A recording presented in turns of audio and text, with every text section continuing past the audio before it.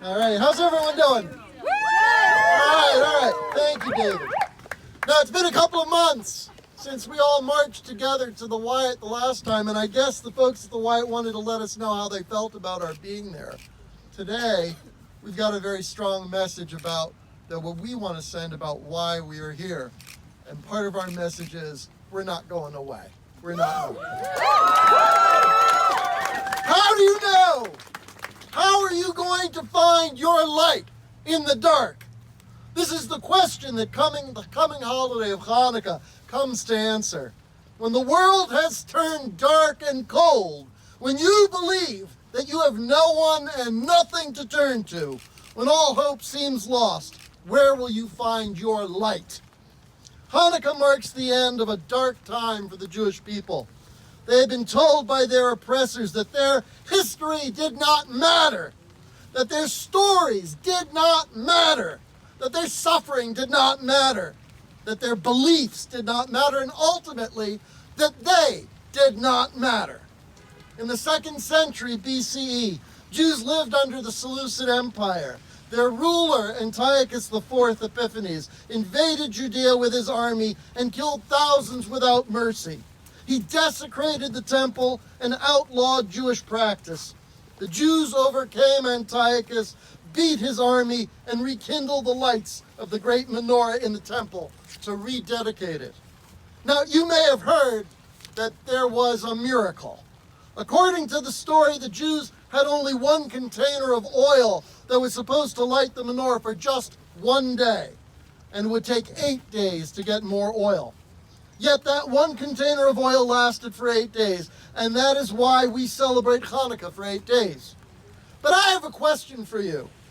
If the miracle of the oil was that the miracle of the oil was that the oil was supposed to burn for just one day and it lasted for 8 days, why do we celebrate this holiday on the first day?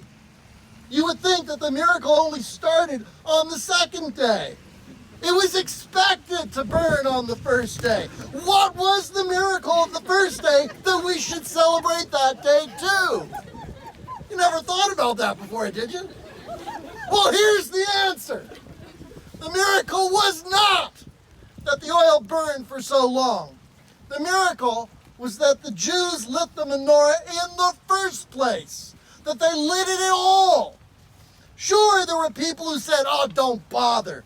What are you trying to prove anyway?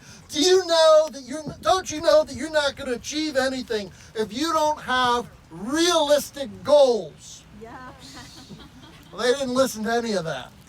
They lit that tiny little container of oil anyway to bring light into their darkness. That was the miracle. It wasn't a miracle of armies or battles. It wasn't a miracle of swords or chariots. It wasn't even a miracle of long-lasting lamp oil. The miracle we celebrate was a miracle of spirit.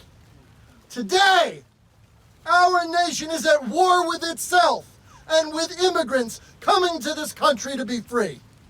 Make no mistake about it, this is also a war of the spirit. We are living today in a society where people, again, are being told that their stories, their history, and their suffering does not matter. We are living in a society where the government is telling people that their lives do not matter. As witnesses to the inhumanity of our nation's war against immigrants, it is our obligation today to decry the way that the current administration's policies are deeply, morally broken. We are calling for an end to the roundups and the detentions that treat human beings like animals. We are calling for an end to the way that families are separated and children are traumatized.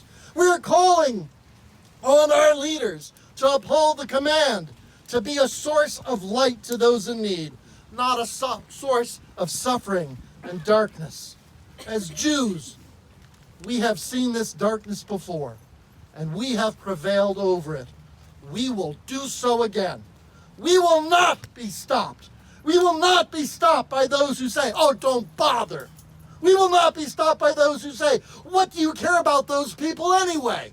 We will not be stopped by those who say, don't you know that you're not going to achieve anything if your goals aren't realistic?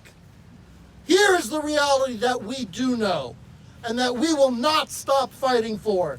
We have a sacred obligation. We have an obligation to heaven and earth to fix what our leaders have so badly broken. Woo.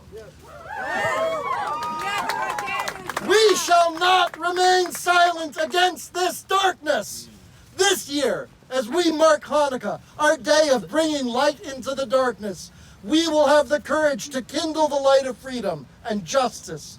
We will have the courage to say that policies born out of fear and hatred must be shut down. Light up the darkness! Light up the darkness! Light up the darkness! Light up the darkness! Light up the darkness! Do it now! Thank you.